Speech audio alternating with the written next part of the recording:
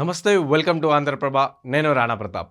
Megastar చిరంజీవికి రాజ్యసభ పంపించాలనే యోచనలో BJP ఉన్నట్టు తెలుస్తుంది. ఈ నేపథ్యంలో రీసెంట్గా మెగాస్టార్ని అప్రోచ్ అయ్యాను. తనకి రాజ్యసభ ఎంపీ సీట్ ఇస్తాను, అది కూడా రాష్ట్రపతి నామినేటెడ్ కోటాలో ఇస్తున్నట్టు తెలుస్తుంది. సో దానిపైన చిరంజీవి ఇంకా స్పందించాల్సి ఉంది.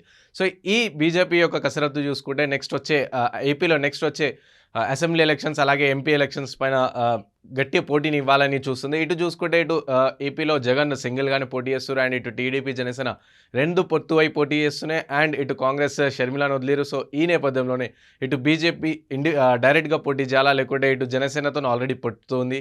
సో వీళ్ళని తీసుకొని అండ్ ఇటు టీడీపీ ఏదైతే 2014లో ఉందో ఏదైతే పొత్తు ఒప్పందాలు ఉన్నాయో సో వాటిని కంటిన్యూ చేసి నెక్స్ట్ వెళ్ళాలా అని చెప్పి చూడడం జరుగుతుంది. సో ఇదే దోహాలో ఇప్పుడు మెగాస్టార్ చిరంజీవికి ఇటు కాపు సామాజిక వర్గానికి చెందిన మెగాస్టార్ చిరంజీవిని ఇటు ఎంపీ రీసెంట్గా చూసుకుంటే దేశంలోనే అత్యున్నత సెకండ్ పురస్కారమైన పద్మవిభూషణ్ ఇచ్చి సత్కరించారు. సో ఇప్పుడు రాజ్యసభకు పంపించి అండ్ ఇటు కాపు సామాజిక వర్గానికి సంబంధించిన ఓట్లు కూడా తమకే వస్తాయనే యోచనలో బీజేపీ ఉన్నట్టు తెలుస్తుంది.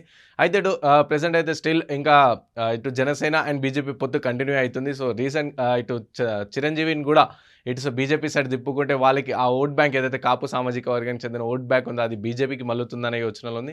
సో ప్రెజెంట్ చిరంజీవిని అప్రోచ్ అయ్యారు, కానీ చిరంజీవి నుంచి ఇంకా ఎలాంటి రెస్పాన్స్ లేదు. సో చిరంజీవి రెస్పాన్స్ ఎలా ఉండబోతుంది, అటు వాళ్ళు ఏదైతే బీజేపీ చేసిన ఆఫర్ని యాక్సెప్ట్ చేస్తారా లేదా సైలెంట్గా తిరస్కరిస్తారు. ఎందుకంటే ఇప్పుడు చిరంజీవి ప్రెజెంట్ చూసుకుంటే రాజకీయాలకు చాలా దూరంగా ఉన్నారు. అండ్ ఇటు కంటిన్యూగా సినిమాలు చేసుకుంటున్నారు.